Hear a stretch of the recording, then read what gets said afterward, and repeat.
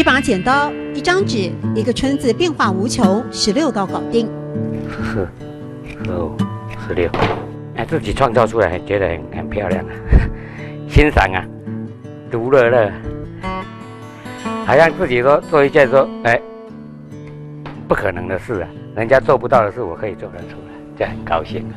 我翻一翻全部的书啊，大陆的书籍说没有人在研究剪纸，一样16刀，还能剪出多种喜。15、16，这样又完成一个字啦。喜字，很快乐的世界啊！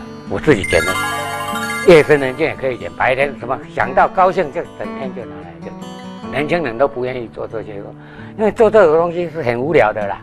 改良让刀法精简容易，邱创定自创护折法，挑战复杂图样。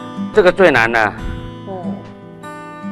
可以看得出来。你看五福临门是不是？对，这个8个字剪在一起，一生只有剪2张，可以连在一起，只有成功2张，其他都到现在为止只有成功2张啊。对，你剪一下错，你就整张就裂开了，对不对？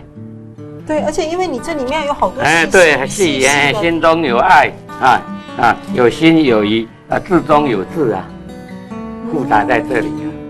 当个快乐剪刀手，邱创定再把剪纸结合灯笼艺术，期盼吸纳更多文化种子。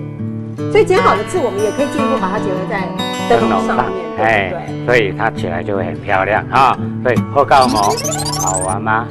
懂后告，懂后告。45岁栽进了剪纸的世界。